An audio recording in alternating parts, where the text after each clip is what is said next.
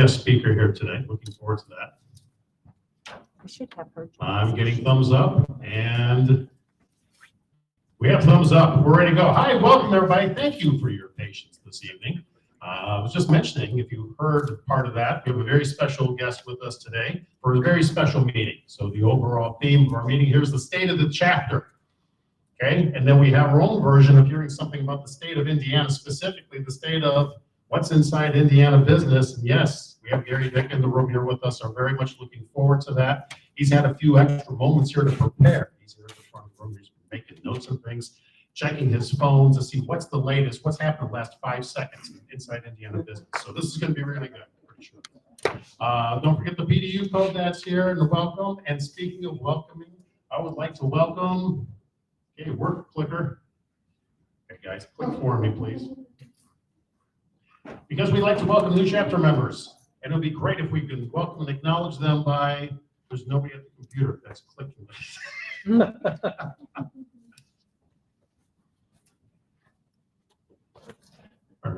Our wizards behind the curtain over here. I have to think it's not working. Yeah, I'm getting Try no, again. no love. Well, just There kept they the are. corner meeting. Okay, here we go. Welcome to our new chapter members. We haven't met this way for a couple of months, as it turns out. Okay, took December off, so you see in the left column there, new members from November, and the right column, new members from December. Hey, is anybody on the screen here that's in the room? I'll just have you stand up, recognize you. Any new members in the room? Okay. Hey, if you're a new member and you're online, please use the chat. Introduce yourself. Say, hey, I'm new. And people will join in and acknowledge you. We also have some people that have been hard at work with some certifications. Let's take a look at our certifications list. Is that back to me? Try it. I did. That looked like it worked, didn't it? All righty. Oh, this is outstanding. We have November and December certifications here. So I go through the names with 2 columns here. Most everybody at the top there in November recently completed their PMP. Congratulations, folks. And David there with the DASM. And then December, an assortment of certifications and new credentials, new letters to put after the names of these folks that are here. Is anybody on this list here in the room that we can acknowledge you? Well, let's give the people a round of applause because maybe they're online. They can hear you.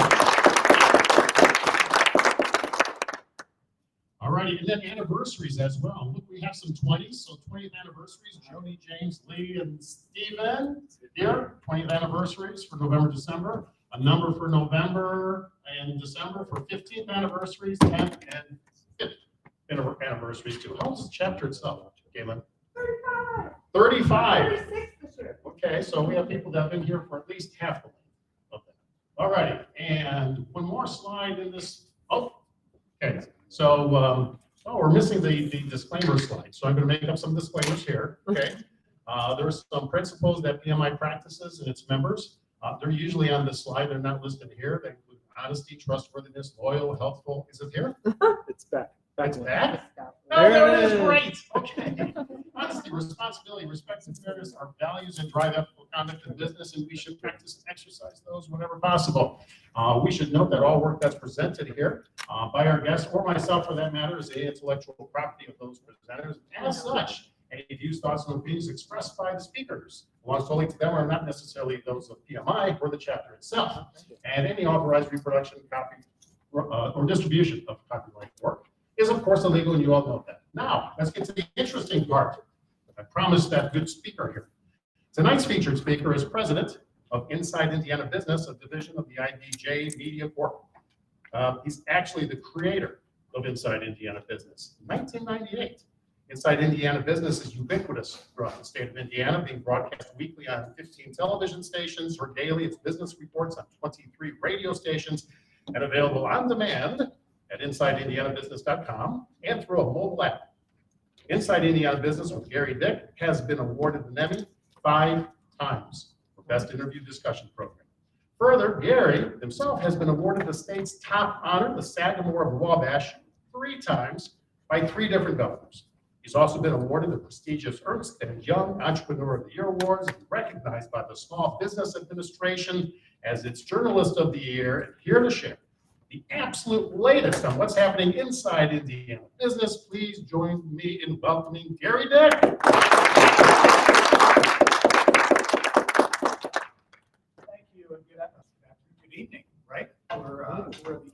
ours.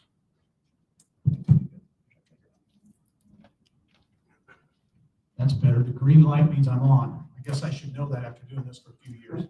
But good evening, everyone. Great to be with you this evening.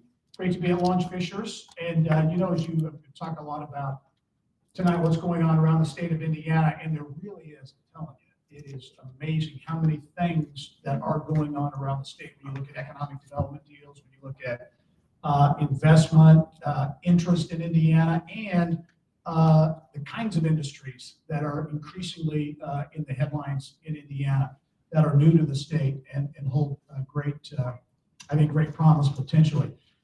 But as I was driving up here, to Launch Fishers, I think this community is a great example of the growth of central Indiana and of Indiana when you look at technology and innovation.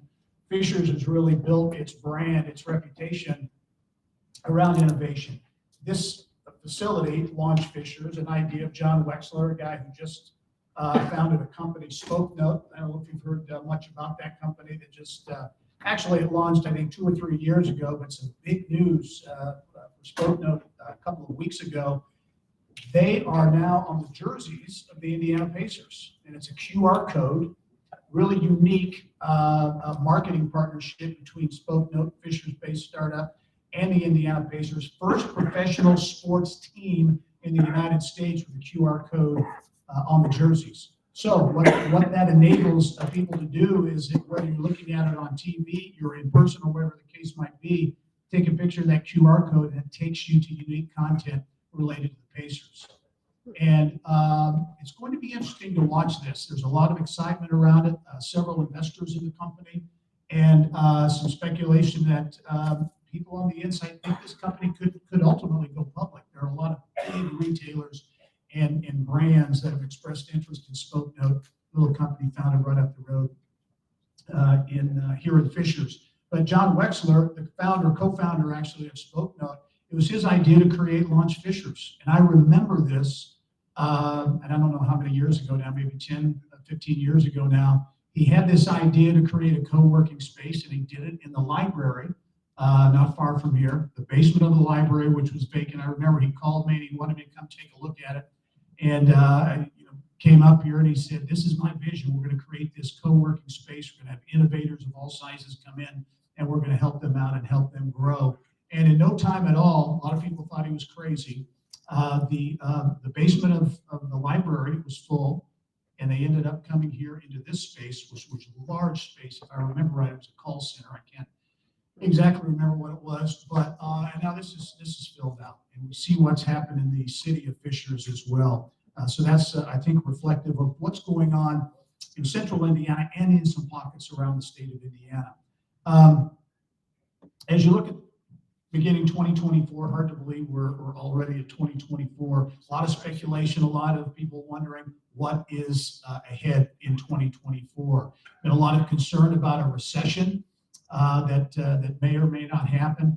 Everything I'm hearing, if you all read a lot, hear a lot, see a lot from economists and those so-called experts, most are not talking recession. They're talking soft landing. They're talking about, and certainly here in Indiana, the economists from the IU Kelley School of Business came out with their annual forecast on the economy. And they're projecting maybe a slow first half of the year, but really ramping up and really robust second half of the year. So some fairly positive news. That talk of the R word recession, not really in the game plan a lot. In fact, Phil Powell, who's the executive director of the Indiana Business and Research Center at the IU Kelley School, says he's been telling businesses to dust off the playbooks and to begin to really look at expanding and going back to some of those plans that businesses may have had before the pandemic and they put off and put on hold because they're concerned because of the pandemic or economic uncertainty.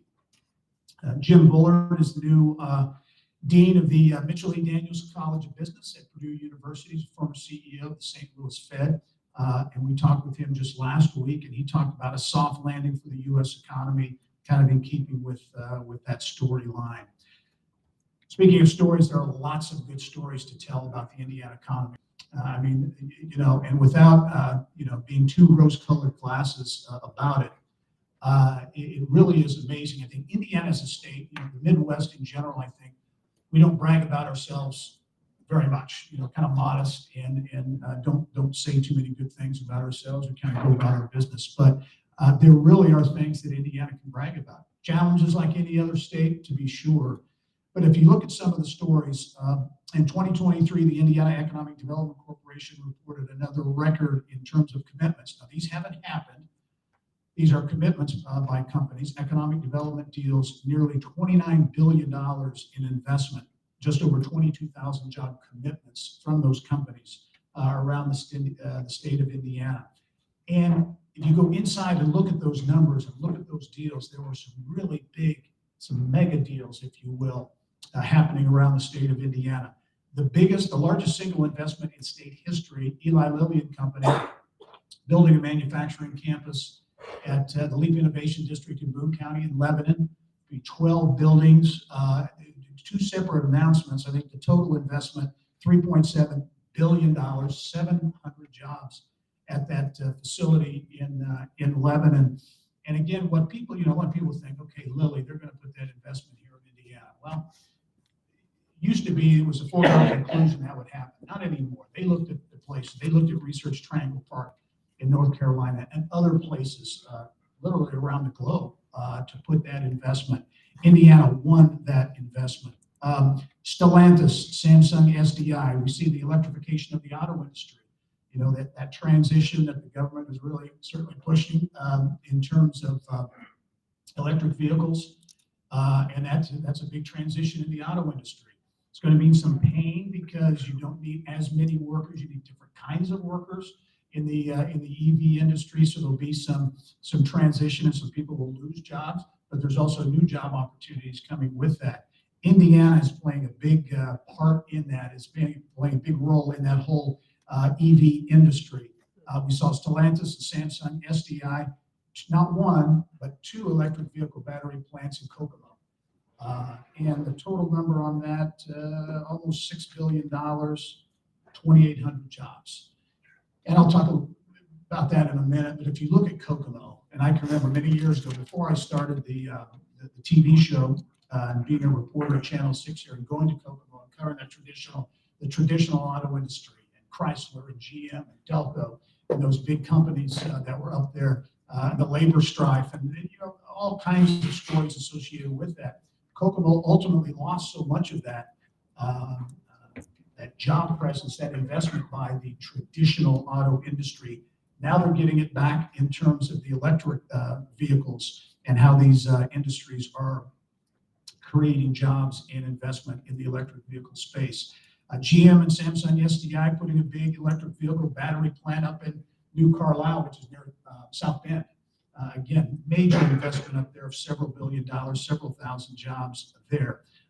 So electric vehicles, microelectronics, alternative energy, solar, wind, a number of new industries that are coming to the state. In fact, we just had a story about a month ago in Southeast Indiana at the River Ridge Commerce Center.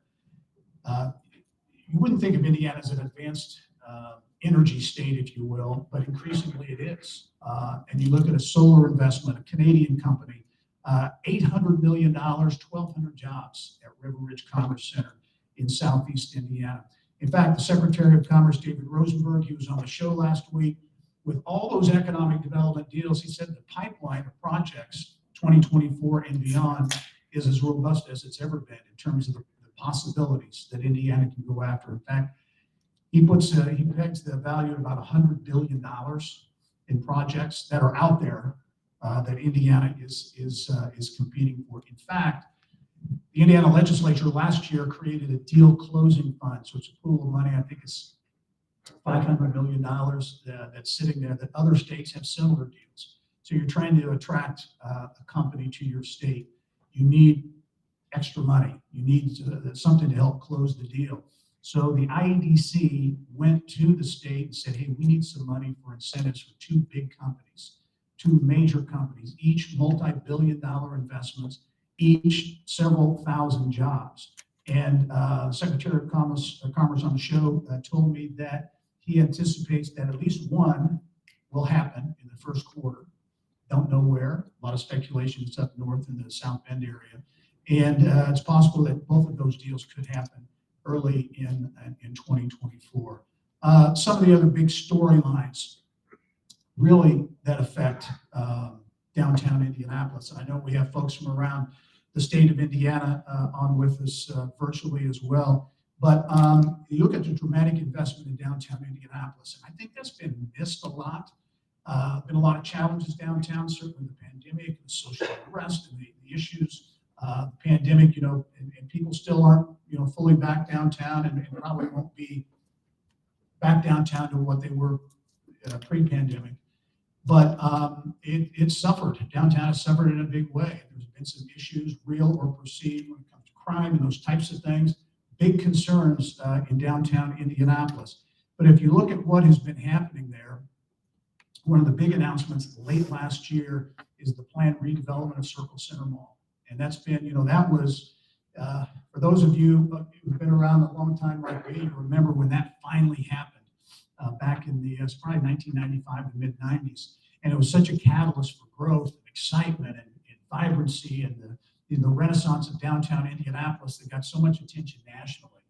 And deservedly so, because it really did, the Colts came to town, all the different things that happened downtown to make it really a vibrant place. In recent years, Circle Center has fallen on hard times. There's no question about it. A number of factors associated with that, including just the demise of traditional malls and the retail space. For several years now, people downtown, city officials, businesses, others, and how can we reinvent? How can we remake Circle Center? Couldn't find that right partner to do it. And it was announced right before the end of the year, if I remember right, that Hendricks Commercial Properties, Wisconsin-based developer, they've done Bottle Works downtown, and they did Ironworks up at 86th and Keystone at the crossing area. Very financially well-heeled company that very well respected and likes to do things in a big way. So that's going to be an interesting project to watch. $600 million they're investing, and that's their plan to invest multi-phases over 10 years, and basically taking the top off Circle Center, creating an open-air campus with housing, retail, some office, just a mix of things. But what is interesting to me, and what I think is exciting, if you talk to people who've been around downtown and been around Indianapolis for a long time, there are people who think the next 5 years, 5 to 10 years, can be the most incredible years in memory for Indianapolis. And, you don't think that. You think, oh, man, what's going on downtown? But think about Circle Center. So that's a $600 million deal over 10 years. They've got some renderings now, but those are very preliminary. I think they'll certainly change. But if you look at what else is happening right in the heart of downtown Indianapolis, I can't remember what the number is, easily over $2 billion worth of projects. So you've got the Circle Center project. You've got what the Indiana Pacers Sports and Entertainment, the Simon family are doing in and around Gainbridge Fieldhouse, second largest renovation of an NBA arena in history behind only Madison Square Garden. The skating rink they've got outside. If you haven't been down to Gainbridge lately, and that field house has just totally changed. New hotels going there. There's a major new hotel, Hilton Hotel, going in Pan Am Plaza. That's underway. An expansion of the convention center, the Elanco campus, which is a huge campus taking development on the west side of, for the first time, taking the Crosswhite River to the west. With the campus that's going to extend into White River State Park, which is expanding as well. A trail system that's going to expand and connect all of those things. Indy 11, I mean, talk about an ambitious project, that new stadium in downtown Indianapolis, right next to, on the other side of the river from Elanco. That's another major project. That's not just the stadium, it's the stadium. We'll see how much actually happens, but it's very ambitious. It's the stadium, it's retail, it's housing. You talk about hotel there as well. And then you even go up a little further with 16 Tech in connection to IU, what was IUPUI, now it's going to be Indiana and Purdue universities. We'll talk about that in a second too. There is just a tremendous amount of development going on in downtown Indianapolis. Then you factor in And these things, I don't think a lot of people really think about the business or the economic development implications, but this split at IUPUI in Indiana University, Indianapolis, Purdue, Indianapolis, going their separate ways, but doing what they do and doing it the best way they can to produce, in large part, a lot more STEM, science, technology, engineering, and math graduates in downtown Indianapolis, right in the heart of the city where there is business, not only to fuel those businesses, but to attract business and industry downtown. And if you're thinking about a kind of a bigger vision of what this IU and Purdue, this new model will be, there's talk of tech corridors that are being formed. So Purdue, for example, and they've really promoted it a lot.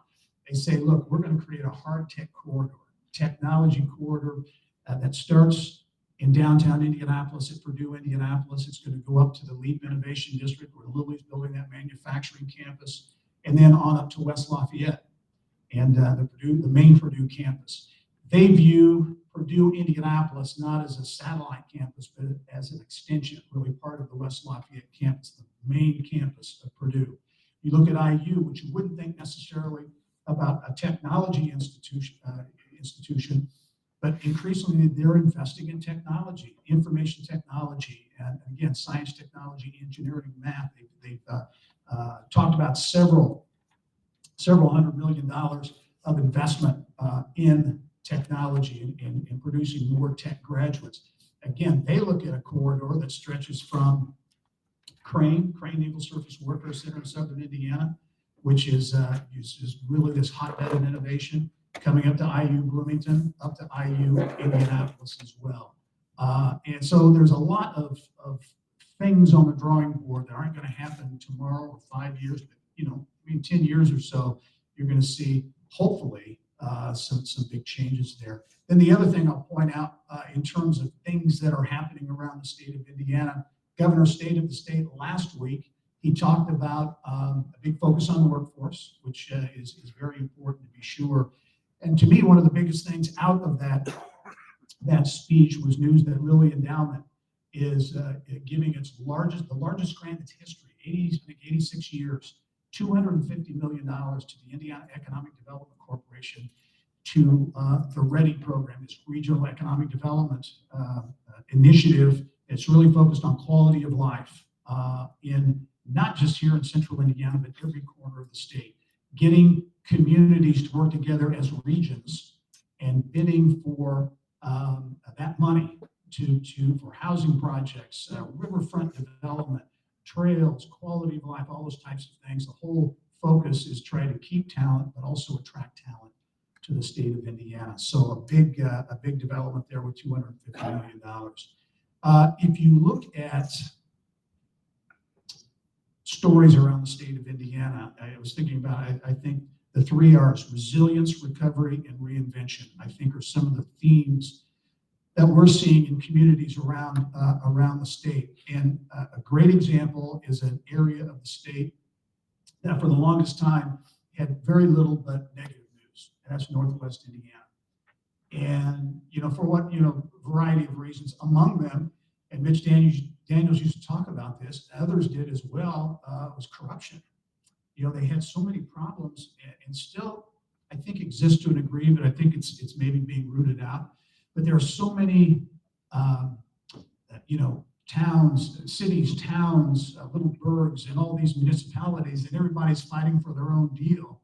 And it led to real issues with that. And that hurt their chances at attracting and keeping business. Steel industry went through a big change. And now obviously there's some cloud up there. There's just uncertainty with U.S. Steel being acquired by Japan's Nippon Steel. A lot of concern about what that will mean. Something I didn't know. I knew U.S. Steel was a huge part of Gerry. U.S. Steel actually founded the city of Gerry. And they did way back when they started. So it's been such an integral part of that community. But if you look at what's happening in Northwest Indiana today, it was interesting. IU came out with a report, and they said for the first time in 10 years, Northwest Indiana is actually seeing population growth. They're actually seeing people not only stay, but people move in. net migration into the region. They've been losing population for a long time. Wages in Northwest Indiana growing. Adjusted for inflation, wages there have increased nearly 6% since 2019. So another positive attribute in Northwest Indiana. Increasingly, businesses are seeing Northwest Indiana as attractive, which again, a lot of businesses had left. In 2022, according to IU, in 2022, Northwest Indiana added a net total, and a lot of these are very small, but some are mid-sized businesses. 805 new businesses in 2022. 805. Neighboring Cook County, Illinois, right across the state line, an economy that's 13 times larger, lost a net total of 89 businesses. So interesting, the comparison of what's going on in Northwest Indiana, and then and I always hate this, I hate to pile on Illinois, but they have so many problems there, financially and otherwise, and that's leading some businesses to move across the border. So why the positive news? And I think this is maybe some lessons for other parts of the state in terms of investing in quality of life, infrastructure improvements, beginning to pay off in Northwest Indiana. If you look at communities like Valparaiso, Whiting, Hammond, you can go on down the list, investing in their downtowns, quality of life projects to make them attractive places to live, work, and play. When it comes to infrastructure, there's the double tracking and the extension of the South Shore rail line, the commuter rail service that goes into Chicago. It's been talked about forever. And I think the total investment is maybe $2 billion.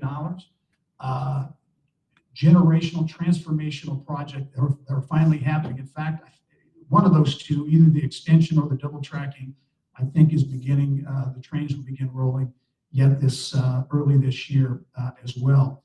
And what that does, among other things, upgrades will be developed along those lines. But it cuts, I think, 35 minutes off the commute from Northwest Indiana to downtown Chicago. So what Northwest Indiana is doing, they're saying, listen, you live over in Illinois, but you work in downtown Chicago. Why don't you live over in Valpo or Whiting or Ham, some of these areas that are really beginning to make investments in quality of life. And you can probably get down as quickly to downtown.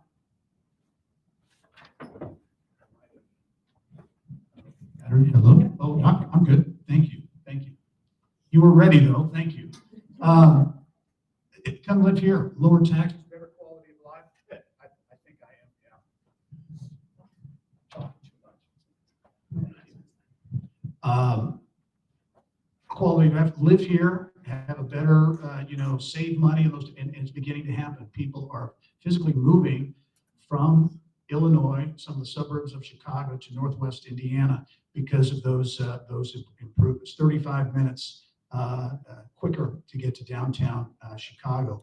And Northwest Indiana, again, you think of Northwest Indiana, steel industry, dirty, grimy, those traditional old line industries. Well, that industry, first of all, is, becoming more technology focused, of course, but Northwest Indiana is part of a reinvention, information technology. There's a thing up there they're calling the quantum corridor. And Tom Dockich is an Indianapolis area attorney. Dan Dockich, former IU player's brother.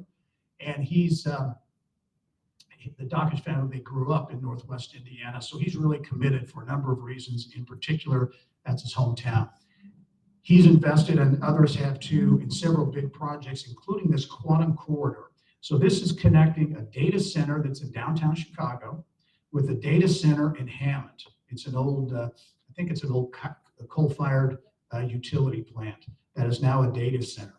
It's fiber optics from downtown Chicago to Hammond, and the speed, it's hard for me to imagine, the speed of this fiber connection is 500 times the blink of an eye. So that's pretty fast.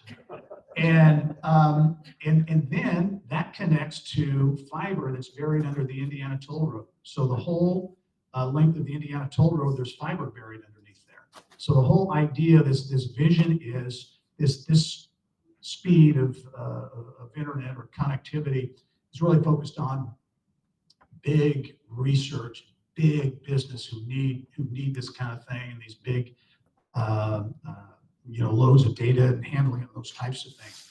So the thought is this quantum corridor, you create this, and you're going to be able to attract big time researchers, big time companies, and you're going to connect, Chicago to Northwest Indiana to Purdue, down to IU, to Crane, to military installations. So it's a big project, again, going on in Northwest Indiana. Again, this is specifically to Northwest Indiana, although the entire state. Indiana was selected to be a hydrogen hub. So you talk about a new energy hub. The Midwest hub, known as MACH-2, one of 7 around the country, will produce hydrogen as a fuel source for the regions for industrial and heavy manufacturing entities. It's a collaboration among Indiana, Illinois, and Michigan. We're talking about this hydrogen corridor up there. That thing, it needs water. So you got Lake Michigan. You've got big industry like BP. BP is transforming their refinery up there to produce this green, I think it's green hydrogen. And I think they're investing $2 or $3 billion to do that. So it's a big deal that Indiana was selected for this, and Northwest Indiana, again, is going to be right in the heart of that movement with hydrogen. If you think about hydrogen and where that's going as a fuel source, Cummins is making a massive investment in that. I think it's Accelera is the new division of Cummins that's all focused on hydrogen and hydrogen energy fueling trucks and other vehicles. So big global companies looking at Indiana now. BP, as I mentioned, ExxonMobil, and others for this hydrogen hub. Interesting to note, and you talk about the positive things and how Indiana has become, it's kind of thrust itself on the global stage. The federal government has designated hubs around hydrogen, as I mentioned, biotechnology, and microelectronics. The chances of Indiana getting, one of those was, I think, okay, but getting more than one was pretty small. Indiana was designated as a hub in microelectronics, hydrogen, and biotechnology, all 3. They got that designation. What does that mean? Federal government is saying, hey, we want to become, world leaders in this, so we're going to dole out billions of dollars, that you compete, these states, these hubs compete for. So Indiana now is in the game to win, if it's microelectronics, biotechnology, hydrogen, billions of dollars, potentially thousands of jobs, again, over time. So that was a big development that hasn't gotten a lot of attention. So lots going on in Northwest Indiana for the first time, at least as far as I can remember, in that part of the state. Fort Wayne in Northeast Indiana, again, traditional manufacturing, and you talk about a transition and a remaking of an economy. That was my first job out of college many years ago. And International Harvester had a massive plant there. And it was, it drove the economy. And I think they had at one time maybe 14,000 people. Anyway, when I was there in the early 80s, Harvester decided that they're going to close a plant. It's either going to be Fort Wayne, Indiana, or Springfield, Ohio. And they ended up choosing Fort Wayne, unfortunately. And that devastated the community. I mean, it for so many years really drove that economy. Well, fast forward to today, and if you haven't been in Fort Wayne for a while, it's on the move. I mean, they have a lot going on, especially if you look at their downtown. I think certainly in the last couple of years, they've had more activity there. They have to have than any place in the state, including Indianapolis. 20 years ago, I think, they made the decision to put a minor league ballpark downtown. And I can attest, having lived there back in the early 80s, that it was a great place to work there for a couple of years before moving to Indy, but there wasn't a whole lot to do. There wasn't a whole lot going on in downtown Fort Wayne. And we had fun, but there was not a whole lot going on. That has changed dramatically. They decided, and what I thought it was an interesting development, because they were deciding, do we want to build a ballpark to help, downtown, kind of reinvigorate downtown? The public polling, as I'm told back then, was against it. They said, we do not want a downtown. We don't want to have a taxpayer-funded, downtown ballpark. And the political leadership and the business community got together, and they actually, they felt so confident that that was what was needed, that they basically went against public opinion, which typically politicians especially are going to, no, we can't do that. They put their thumb in the wind and go that way. But it turned out to be an amazing decision, because that has been the spark for so much development downtown. People are actually living downtown. There are restaurants and retail.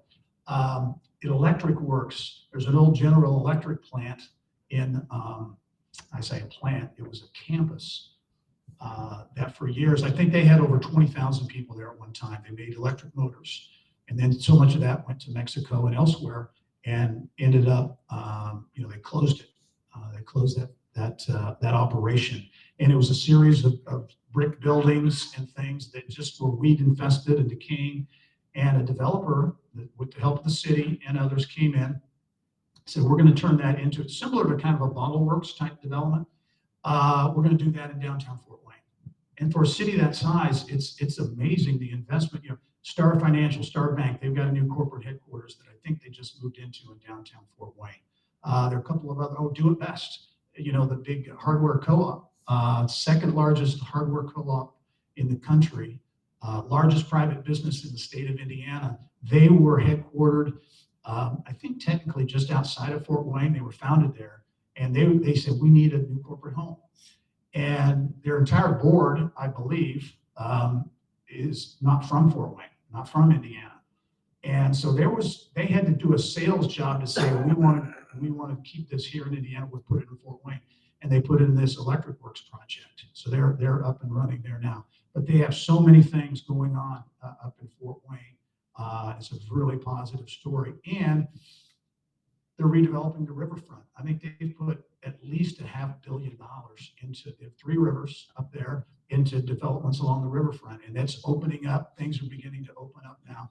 In fact, and there's been a lot written about this, how cities and towns all over the country have basically turned their back on the water, rivers and lakes and things like that, but now are looking at it as an economic development tool and an economic development opportunity. Fort Wayne's a great example. We're actually going to have former mayor of Evansville on tomorrow on this week's show. They're doing looking at a 50-mile stretch of the Ohio River from Evansville to Newburgh, Southwest Indiana, and how can we redevelop that and get economic development going on that. So big move to redevelop the rivers in that part of the state. And if you look at some of the things in Fort Wayne in terms of, they're going to get, again, I mentioned the quantum corridor. That could connect to a data center. This has been a little secretive. $4 billion investment over 10 years, Fortune 100 company. Still don't know who it is. I mean, they're saying, they're keeping that secret, I guess for business purposes. But that is something that's going in Fort Wayne. Could connect to this whole quantum corridor thing I mentioned a while ago as well. So Fort Wayne, Indiana, Northeast Indiana, their big goal is to get to 1 million people by, I think it's 2030. So they've begun to increase population, which is important in that part of the state. I mentioned Kokomo, and I think that's a great example in Indiana. We're a manufacturing state, most manufacturing intensive state in the country. And Kokomo, where you look up manufacturing and you look at Kokomo as a city, certainly. In transition, I mentioned all the jobs they lost over the years, Chrysler and Delco and some of those big traditional companies. Now Stellantis with this joint venture project, 2 plants there, $6 billion, 2,800 jobs. They are in transition. What I think is noteworthy there, that's reflective around the state too, is the role of education in getting those deals. I've been told that IU Kokomo, but especially Ivy Tech, was really integral in Stellantis and Samsung SDI saying, yeah, we'll go there because they've got training programs. And this is, because you got to, again, that workforce, that talent, that pipeline, different than the traditional automotive manufacturing, new way of doing it. Ivy Tech has programs and things that they're going to plug in that process. And I think we're beginning to see colleges and universities around the state, great public and private institutions all over the state of Indiana. University of Indianapolis talked to their president for a podcast last week. She talked about, how, typically you look at the two-year institutions, Ivy Tech, Vincennes, those schools, maybe some public institutions. But now private schools like UND are looking at roles and how they can play in feeding that talent pipeline. And just-in-time learning, lifelong learning, continual learning, and helping to fuel that pipeline. So I think we're beginning to see that around the state of Indiana. Look at South Bend, again, traditional manufacturing community. New Carlisle, just outside of South Bend, $3 billion EV battery cell manufacturing plant. That's going to be 1,700 jobs. A lot of speculation they may get another one. Terre Haute, you look at the western part of the state, announcement from Intech, which again, EV battery components, 640 jobs, $1.5 billion. Interesting, I think keep an eye on Terre Haute because they've got a new mayor who's an interesting guy. He's 27 years old. And I grew up just north there in Clinton, Indiana. So God's country. And it's, Terre Haute, love Terre Haute, love when good things happen to Terre Haute. But Terre Haute, sometimes they just need a kick in the pants, I think, to kind of get going. And this guy, Army Ranger, IU Kelly School graduate, 27 years old, and he's got energy. And it's going to be interesting to watch because it'll be a new mindset, I think, for Terre Haute. And he's a funny guy too, so he calls Terre Haute Terradice. So I told him I went to Indiana State. I said, how did you get over there? They've got a good basketball team this year. He said, well, you come over. I've got 2 tickets to Terradice. But he has some ideas, and I think he has the energy to pursue those and to help to make things happen in Terre Haute. And again, this EV battery components plant, whether, when or where that happens, we'll see how that goes. But looking at downtown development, and which I've always thought about Terre Haute, if you think about Terre Haute, they are an educational oasis. If you think about it, you've got Indiana State, has been there obviously for a long time, Rose-Hulman, top private engineering college in the country. You've got St. Mary of the Woods College. You've got a massive Ivy Tech campus over there. Right there, you've got a pipeline of talent there. So he's going to really be pushing that in Terre Haute. So interesting to watch. Brandon Sackbun is the guy's name. I think he'll probably be. He may have some aspirations beyond Terre Haute because I think that in fact MSNBC, some of the cable outlets interviewed him right after he was elected. So I think they think this guy's a rising star. So we'll see what happens there. Southeast Indiana, activity going on there. Indiana is within, I think it's a day's drive of 2/3 of the population of North America. So distribution and logistics is very much a part of our state. River Ridge Commerce Center, right along the Ohio River, 6,000 acres along the Ohio, continues to grow. They've got an Amazon campus, a steel campus, big Amazon facility there. The big solar facility I talked about. I think I'm trying to get some scoop on this, but I think there may be another big announcement in Southeast Indiana next week. But if you think about what they have there, 2 new bridges, the Ohio River Bridges Project, that just completed here the last couple of years.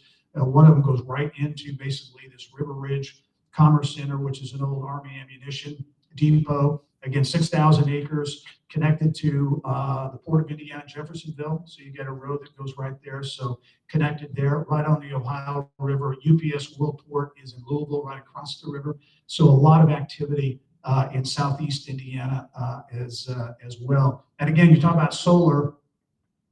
Mammoth Solar is in Northwest Indiana, which is the largest solar project in the United States that's going on now. So that's another solar project. And then back home to Indianapolis.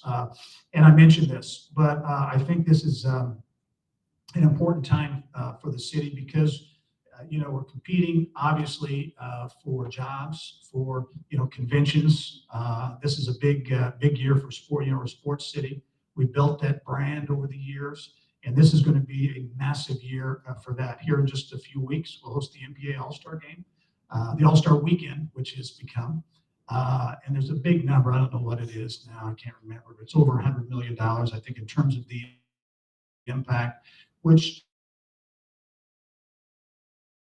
the NBA has become such an international game, international brand. It's going to be a lot of international media, a lot of international attention here in Indianapolis. And I've been around long enough. I was here when Indianapolis hosted the 1985 All-Star Game at the Hoosier Dome.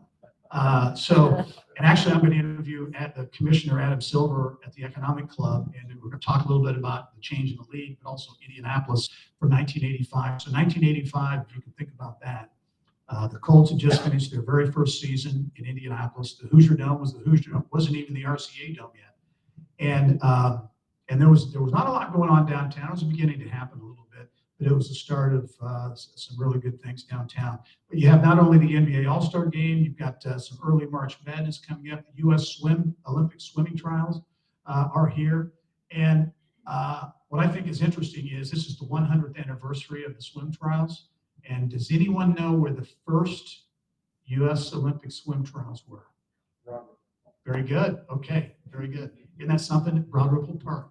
So, but the impact of that, which I didn't realize in terms of the visibility, NBC will televise, and I believe it's either eight or nine consecutive nights, primetime coverage of the Olympic swim trials here in Indianapolis. So that's very positive exposure. I mentioned all the projects downtown, from Elanco to the expansion of the convention center, and all those types of things going on. Very important. And the one thing I'll mention too, because it's getting some attention, the Indiana Economic Development Corporation new strategy where they're creating these so-called innovation districts, if you will, LEAP Innovation District in Boone County. And it's got a lot of attention, not only because of Lilly and putting that big investment there, but this whole idea, these semiconductor plants, require a lot of water. And you've seen, talk about, maybe they won't have enough water to fund or to provide to future, Lilly is everything until Lilly is fine. They've got their deal. But if you would add a big semiconductor plant, you need more water. So there's this talk of creating a pipeline from the Wabash River area up in the West Lafayette or the Lafayette area and piping it down. And that's caused a lot of concern. So will be interesting. That's going to be a story that'll develop. It may be, who knows, it may be a political issue in the governor's campaign, gubernatorial race. But we'll be looking at that. The Indiana Finance Authority is studying the water usage, water needs, all those types of things. They're supposed to come out with a report later this year. So for now, any additional investment in that district is kind of on hold. But the idea in other parts of the state, South Bend, I think, is maybe one, in some other areas. The IEDC, their idea is, let's buy up a bunch of land and then market it to advanced industries. Lilly, okay, you've got massive investment there. Then other companies, like-minded companies, would locate there, and you create this cluster effect of companies. The Lilly investment, for example, I've been told that the supplier network for Lilly and any others that go into LEAP is going to extend, over to Crawfordsville and up. It's going to have a wide swath. There'll be hundreds of millions of dollars of impact from that. But that'll be one to watch too. Is the how Indiana pursues some of these big investment deals, especially microelectronics and some of those other areas. So with that, I'd love to open it up to questions here in Fishers, but also on our virtual network. Yes, sir. I see a lot of activity with transportation. We got I-69 almost there. We got the 31 corridor. I just saw some plans for a 32 corridor. How is that helping drive the Indiana engine? It's a great question, and you're right. And I mean, if you think about it, and I think it was major moves during the Daniels administration, and there was a lot of 69. It's just so close to connecting down on the south side. But it's a big factor. I'll tell you a good example is in Northeast Indiana. You got Warsaw, got the orthopedic capital of the world. You got Fort Wayne, and you got US 30, which runs east and west up there. And it's not a good road, and it's terrible for business. And they've been talking about it forever. And I remember hosting an event up there, and the businesses, oh gosh, the steel company up there. SCI. Yes, yep, Steel Dynamics. And they talk about it, say, when we're trying to, go for an investment or, bring people, it's a negative, it's terrible. So they're getting closer, but it's an example of how important that is. The improvements they made on 31, north and south, the ability, okay, you got the Samsung SDI plant in Kokomo, the access that they would have up 31 is going to be a lot better than it would have been, 10 years ago. So I think it's big. And, people, the 69 extension all the way down to the Ohio River, they're just starting the bridge or starting to, formulate the bridge over the Ohio River down there. I think people thought there would be like all this development right away. Well, it will happen, but I think it's going to take time for that to happen. But I can tell you, if you've been on it, it's a lot nicer driving that way for sure. Good question. We have one more in the room, then we have Yes. 65 people online, and we have one online after this one. Okay. We talk about quality of life that you indicated. Very concerned about our healthcare workforce and what the state or private investments are doing. I mean, we have a lot of physicians that are retiring. How are we attracting that talent? Or, we have the largest medical school in the country, but we're not retaining them to stay. Yeah, great. Another great question, and it is an issue, a big issue. And you mentioned the IU Med Center and these major institutions. Well, I mentioned UIndy. I mean, that's healthcare, nursing, and that's a big focus. And I think universities, colleges and universities are looking at ways, and two-year institutions looking at programs and things that really focus on nursing in particular, and how to get more people in that profession. So I don't know that anybody has the silver bullet on it, but I know a lot of people are for sure talking about it. Yeah. 65 people online, Gary. So very good. Yeah, pretty good. We do have a couple of questions. I think we can bring them up on the screen right behind you or in front of you, and I'll read it once it comes up. Okay. While we're waiting for it to come up, though, I got to tell you, you answered a lot of my questions I had already prepared. And I got to tell you that every time I listen to you, somehow I want to go out and tell my broker to buy stock in Indiana. Can I even do that? Well, so yeah, well, it's really funny you would say that, because the IEDC, they just did it, and I just noticed it because they are on our advertising on the show. I think the line has said something like, "Too bad you can't buy stock in Indiana," because that it was part of that spot they've created. So, and I tell you, there's a lot of positive news.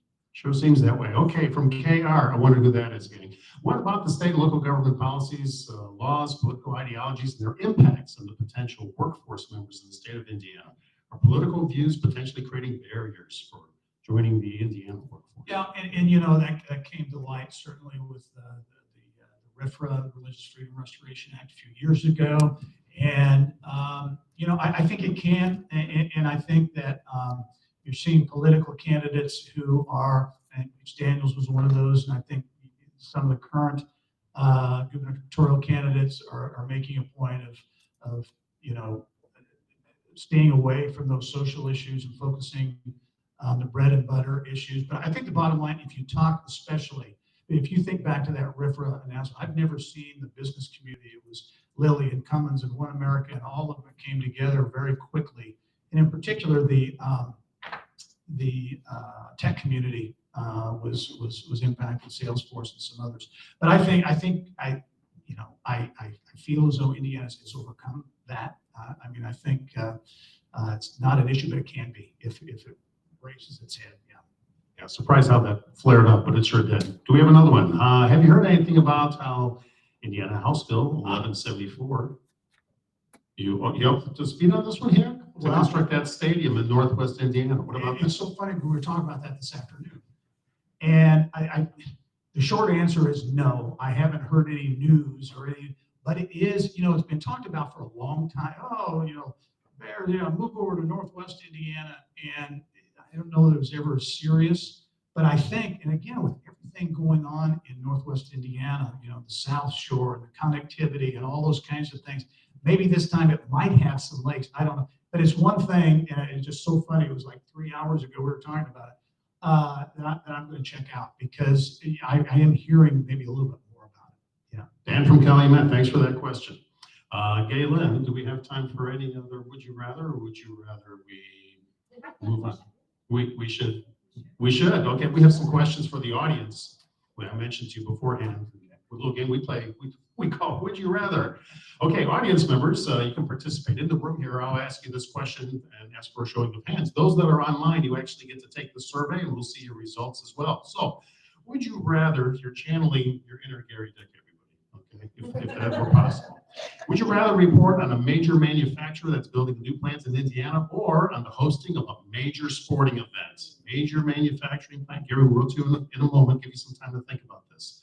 Who would rather see stories about major manufacturing plant? All righty, it's about half, maybe a little bit more than half. Let's see, for the major sporting event. We have about 40% in here, so favoring that. Let's see what online people think, and then we'll get the real answer from Gerry. 54% voting, that's good. Let's scroll to how they voted. Scroll to how they voted. If I get enough body English in this, I can get that screen to do anything. Okay, here we go. Oh, okay, so it's about 2-1 on the major manufacturing plant. So people like manufacturing. Gerry, how do you answer this question? Well, I hate to kind of hedge, but the major manufacturing plant long term is going to have, I mean, in terms of impact that it'll have on a community, you're going to have that. But I'm a huge sports fan. I love sports, and it's been really interesting to me to think about how Indianapolis in particular, took this whole idea that people thought was crazy back in the early 70s and say, we're going to create a brand, we're going to create an industry, sports industry, to create a brand. And so now it is become big business, and it is. So they're more fun. Actually, the sporting events and get the scoop on, Super Bowl. It's a great example. Who would have thought Indianapolis would ever host a Super Bowl? And we did it well. So, yeah, how do you top that though? Yeah. That's the question that comes in. Let's take a look. We have 2 more questions like this. So the next one is, would you rather see Indiana be more aggressive in pursuing biotech opportunities or build on its existing strengths in the distribution industry? All righty. For those in the room, who of those would like to see us be more aggressive in biotech opportunities? Okay, I see where this is heading. And who thinks we ought to stay home with our great distribution crossroads of America? We have 2. There always are at least 2 here. Let's see what the online people think, though. Okay, so that's it. Thanks for participating. 62% reporting, 42 people here, and their results are, scrolling down, biotech by maybe 3-1 there. Decent on distribution. Okay, what do you think, Gerry? How do you answer this question? Again, a tough one, but I would say biotech because I think we have that we have the natural built-in advantage of where we're located. So we're strong in distribution now. That's going to continue to be strong. I think it kind of feed on itself. Biotech, those are the jobs that where many things are going. We have strengths in that too, if you think of Lilly and some of the other companies. So, but how do we get more of those? And when you talk about the jobs, it's the jobs that pay well. Those are paying very jobs. good jobs. Those are the kinds of jobs everybody's trying to attract. So I think, and we've got Purdue and IU, you've got these great institutions here, educationally, academically. You got a lot of assets here that can make it a success. Very good. Thank you. Okay, last one. Remember, you're channeling your inner Gerry Dick. Your Gerry Dick's head here. Would you rather win another Emmy or again receive the Sagamore of the Wabash? Modesty prevents him from answering this in all likelihood, but I'll let him answer in just a second. Okay, who'd rather go for the Emmys? Another Emmy. Decent. Okay, maybe about 50%. We'll see. How about the Sagamore of the Wabash? I think 50-50. Let's see what the online people think. And then we'll get inside Gerry Dick's head for a moment if he'll allow us to. 53% participating in this one. 2-1, another Emmy. Emmy number, is it number 6? They just had Emmys. Maybe you won another one by now. That's a tough one. I don't know. I tell you, Emmys are great. The Sagamore, what it means and the whole Indiana connection kind of tugs me that way maybe a little bit. Very good. Thank you. Everyone, Gerry Dick, thank you very much. Stay here for just a second. We have some acknowledgement for you. A certificate of appreciation. And somewhere I have a clicker that I can show it on the screen to people that are online, as well as a special little gift here, a PMI Bluetooth speaker. Okay. You're talking for a photo op. Yeah, oh, that was it. There's the certificate behind you. Everybody, Gerry Dick, join me in thanking him. Thank you so much. All righty. And with that, we're going to transition some hardware onto the stage here and move into our last phase here. You noticed that earlier on, we did not have a word from the board, and we didn't have the special PMI Volunteer of the Month, but instead we have a state of the chapter. So allow me to introduce the president of the Central Indiana chapter of PMI, who's getting plugged in, Kaylin Hill. Join me in welcoming and thanking her for her presidency. You got this? Yes, I think so. Awesome. Thank you. Thank you everyone for being here this evening. I want to thank the folks online. We did have a couple of other chapters join us online this evening, the Calumet chapter, as well as the Northeast chapter. So welcome. Thank you for coming out this evening. Thank you for all of you who are in person tonight. We are going to rapidly go through this just because we were running a little late tonight and wanted to give you the full maximum amount of Gerry that we could possibly get for tonight. So I'm going to have to really slide through these slides. So as far as the board this year, it is myself, Roseanne, who is joining us new this year.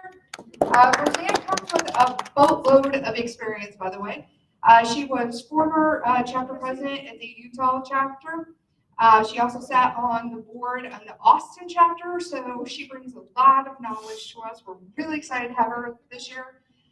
Kelly is also back this year for her second year. She cannot make it tonight, but we do wish her the best. Of course, I want to say thank you to all the members. Without your support, without the volunteers that we have, obviously this chapter cannot function. So thank you so much for all that you do just to come out and support us every month. We do appreciate it. We also appreciate all of your comments that you give us. Please keep giving us those comments. This is how we improve for you. This is how we continue to bring things to you that are valuable. So thank you very much.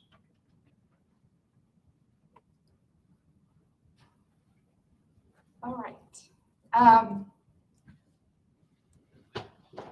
Operations. So our goals are always, increase our membership, increase our volunteers, and of course, increase our efforts out into the community. We were very, very successful this year, or this past year, pardon me. We had 50 volunteers, which is awesome sauce. We have 30 returning this year so far. We have a couple who are, still trying to work a few things out, but we're really hopeful for that. Retention was a really big thing for us this past year. And so some of the things that we implemented obviously worked. And so we're very excited to have those volunteers back with us. Do we need more help? Absolutely. For us to bring you additional things, we need additional help. So if anyone is looking to volunteer, has a couple extra hours, please let us know. Community outreach was very important for us this past year. Sorry. Community outreach was very important to us this past year. One of the things that really stands out is the big switch that PMI has done where, I'm sorry, can you guys hear me? I'm trying not to okay. Where PMI has switched the PMP so that it is 50% agile and 50% waterfall. I talk to companies all the time and they all say, we don't do waterfall. Do you realize that our PMP now consists of 50% agile? They're like, no, right? So this is going to be the very thing that we want to concentrate on 2024. is really getting out into the community. One of the ways that we can do that is through our social good. So this past year, we did 2 events, one for the Salvation Army, one for Midwest Food Bank. We are going to continue doing that this year. And of course, we would love your help to help them as well. We are in a strong financial position. We finished with a strong financial position. We're going into this year with a strong financial position, so that's really incredibly awesome.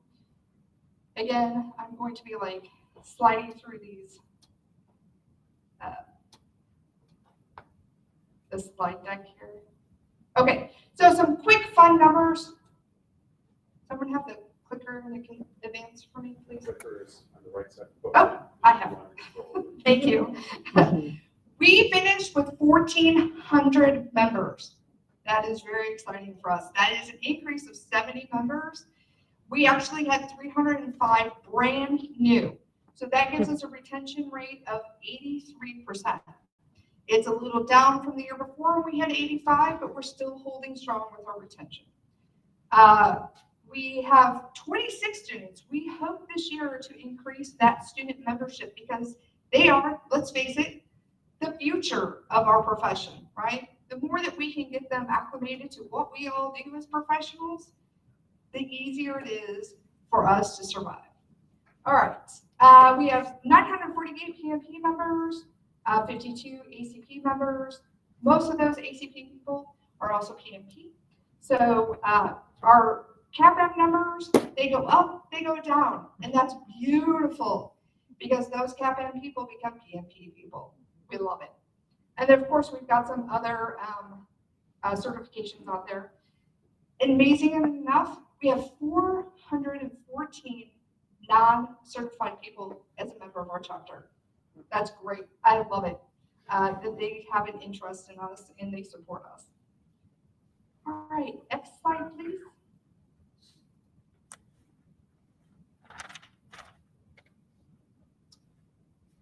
Yes, I'm not. There we go. Again, just the note about volunteerism.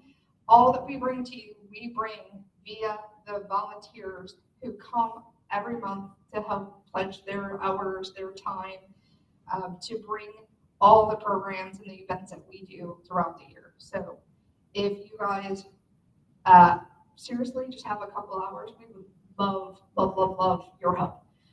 Our needs, of course, is the director of programs. Best suited for the director of programs is someone who loves to do events. Maybe this is what you do for a profession, right? Put on this program, or not, it's an event. So if you know anyone out there who loves to do this, wants to give back to their profession, they're the type of person we are looking for that particular role. Of course, a director of PDD. Yes, the past 3 years we have done it virtually.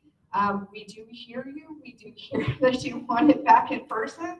However, that takes a lot of people. And I really don't have the interest to do it in person at this time. So we'll see how this next year pans out. I don't have a date or the details. We will have one this year. It's not exactly what form it's going to be. But again, you know, if you really love putting on our PDD, hey, we're here. We would love your help. Just a couple of notes. Last year, 21 speakers came out for our virtual PDD day. Very successful, very big names.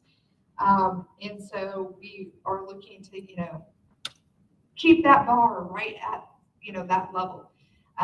It was a really good program. There was speakers for ways of working, business acumen, and your power skills. So it was across the board.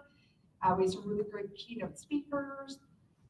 We even had someone come talk to us on one of the new certifications for PMI. We'd like to include those. So if you guys are interested in those new certifications, but you're not quite sure what they are, let us know. These are the type of things that we can bring in PMI to help talk to you about what these certifications are. So maybe if you're interested in doing it, you can then earn it. All right. Time to meet the directors. So all of the wonderful things that we do throughout the year cannot be done without my beautiful directors and their committees that sit underneath them. So I would like to take the time to introduce you. A lot of them are in the audience. So starting with Joanne. Joanne is coming to us new this year. She is our Director of Volunteers, best Director of Volunteers you guys have ever seen. She's awesome. All right. Adrienne Roman, she is going to be our Director of Membership. She has some pretty big shoes to fill with Heather, but she is going to be awesome as well. So thank you, Adrienne. Terry is our Director of Governance. I know, governance, right? But this is the backbone in which we run our organization. And this is the man that keeps our backbone correct and in the proper position. So thank you very much, Terry. Rushika is our Director of Social Goods. She is in charge of all those events that we're going to be putting on, which we put on last year. Coats for Kids, Midwest Food Bank. Yes, Rushika. Thank you. Giselle is not with us tonight, but she is one of the co-directors of technology. But with us is John. Without John and Casey, our lovely trustee, yes, we would not be able to put on our programs every month because they are awesome at technology. Nicole Bacchus. Nicole is responsible for bringing us all of our speakers. So if you guys want a particular speaker, want a particular topic, Nicole is your person, okay? She makes the magic happen every month. Sarah cannot be with us this evening, but Sarah is going to be taking over as our communications director. So very excited to have Sarah. She's new, but she comes with a lot of marketing experience, exactly what this chapter needs. So thank you, Sarah. Jordan. So Jordan is bringing us the ability to reach out to our military community for all of those who are retiring, transitioning into civilian life, and using their knowledge that they have for project management, because just about everything that they do has a project revolving around it. So Jordan is our wonderful liaison to bring that community into our membership. So thank you for taking on this with our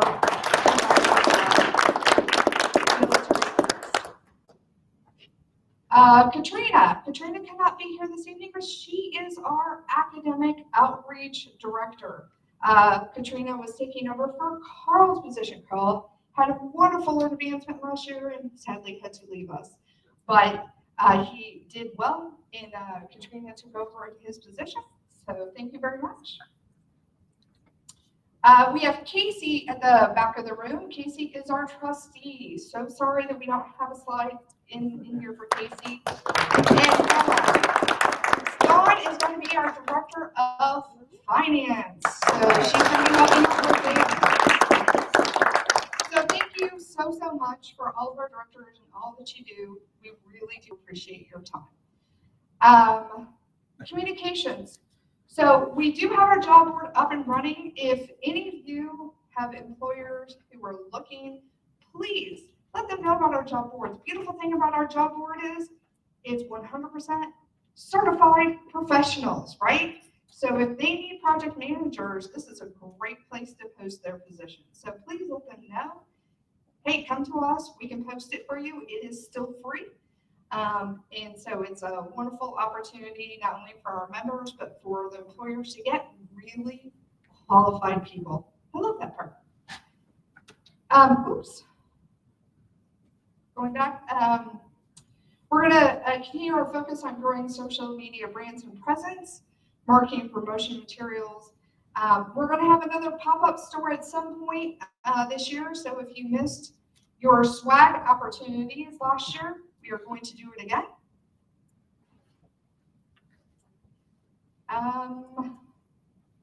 How to engage with our chapter. Do you want to advance for me, please?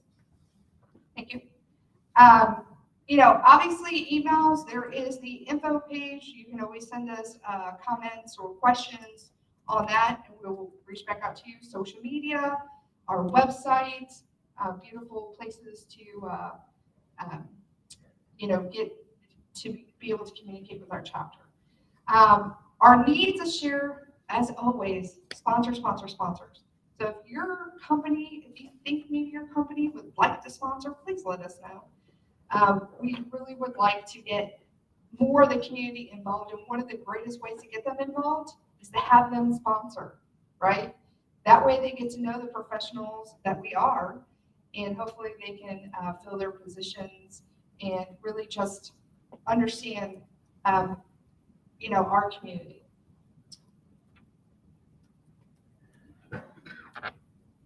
Professional development. So this year we hosted 9 hybrid programs, 1 PDD, which I already spoke about, 10 meetups. Programs are based upon you guys' survey. So I know that survey is a little pesky at the end of the program, but we love it because we read your comments. This is how we select our speakers and our topics every year is based upon that. So please continue to keep filling those out.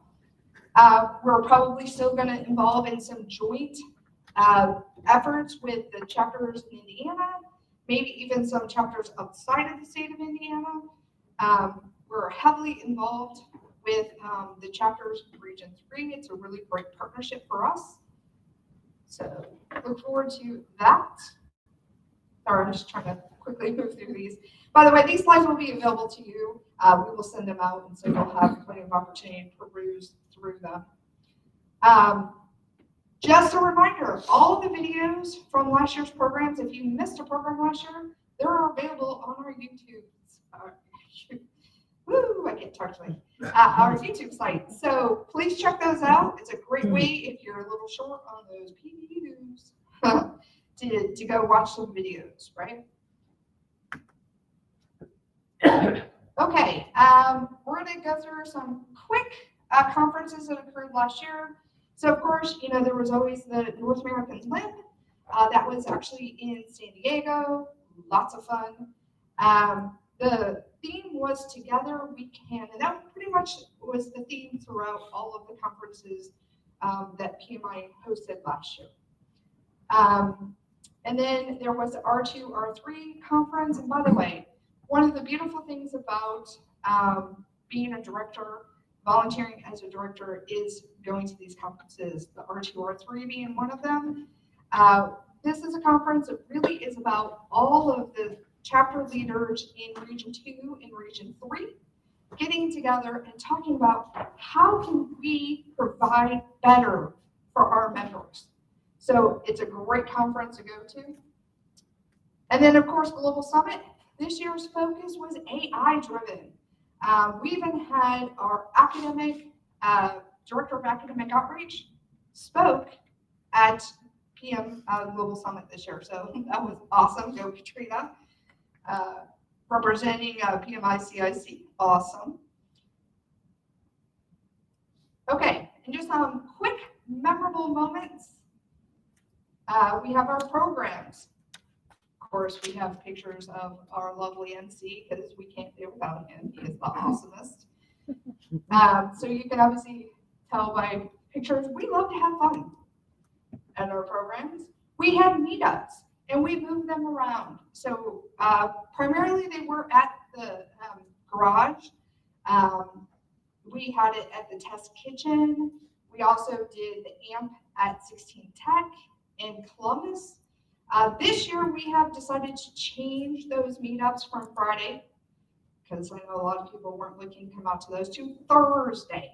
So hopefully we'll get a little bit more audience having them on Thursday instead of Friday. That won't actually occur until February. We were kind of already locked in for January, but that will start in February. And of course, you'll see the announcements that we post in emails as well as social media for that. Of course, we have our member and volunteer events. Our 35th anniversary, that was awesome. Thank you. The orientations, we had new member orientations, we had volunteer orientations, we had leadership workshops and team building. It was so much fun to take the directors to bad axe throwing. And yes, it has been requested for the directors to do that once again this year. Hopefully I won't be anywhere near those boards when they're throwing those axes. Social good, of course, our Coats for Kids, and then our Midwest Food Bank. So if you guys have any questions whatsoever about the information that was presented tonight, because I know I slid through it really quickly, please let me know. You can always contact me. Info, I get all of those. info@pmicic.com, or you can send directly to me at president@pmicic.com. I'll be more than happy to answer those questions. Roseanne, do you have one? Yes, yes. So we have raffles that we need to do so that I can get you guys out of here on time at 8 o'clock. Who's got the cups? Aha, beautiful, thank you. Roseanne, do you Who want has to the come up items? and do the picking for us? I just. All right, hope you hung around online. There were 65 of you at some point in time. 3 gifts, 3 raffle winners online. Two. Here we go. 2 orange, and then we're gonna pick 2 red. And here's the microphone. 924268. John, this is the point where you need to like check the list that I sent you and see if they're still online.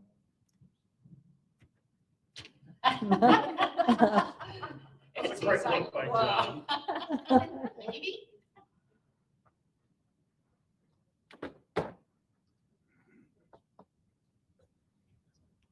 As we survey the online roster. How about we pick an in-person person? Let's do that. We're looking for it. That's my laptop up there. Oh, sorry. I got it if you want to come get it. Okay. 2329911. All right.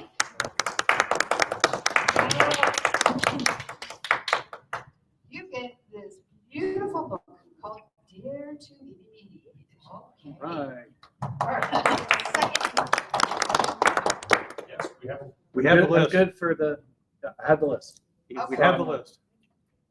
Let's see here. In person, 2329917. There you go.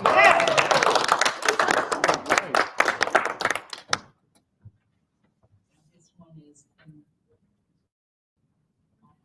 You get a coffee mug. Yeah. That's right. Particular. That's right. Awesome. Oh, yeah. Did the number sheet? Yes. Okay. He said it was good. Okay, the first person also got Dear to Lead.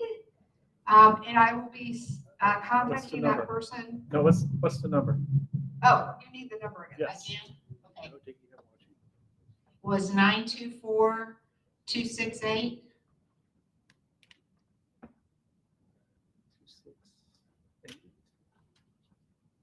The anticipation is really something. That is Dan Zille. Dan. Is he still on? Oh, good. Okay. Right. We're looking. Yes, he is. Dan, congratulations. You get the book Dear to Lead. I will contact you for your address information. There to lead the Bears to Northwest Indiana. There you go. Okay. Oh, here we go. 924230.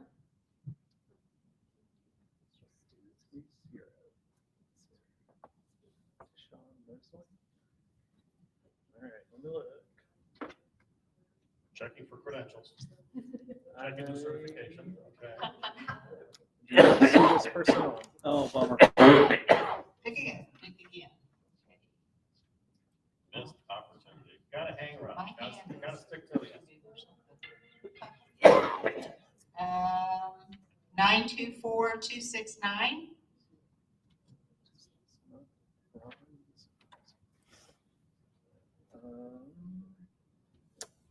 No. Oh, Nope. the crowd's thinning. Yeah. 924184. 184. Aaron Blake. Get it ready to. I know, right? Let's do See it. him. Picture not. Random. No. No. Oh, Okay, 924237.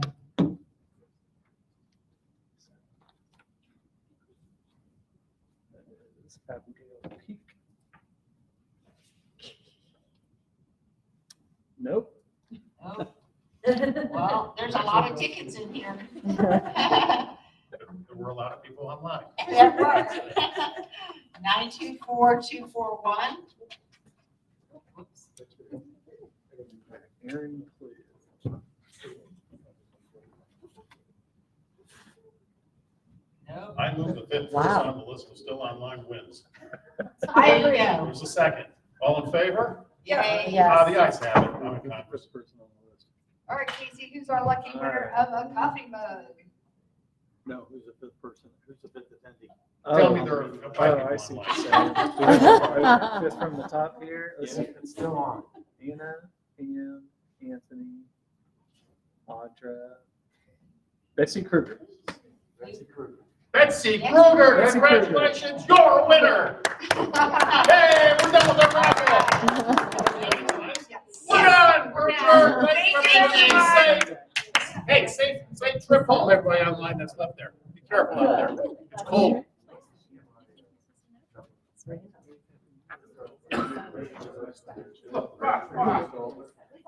Oh, He's still. it is.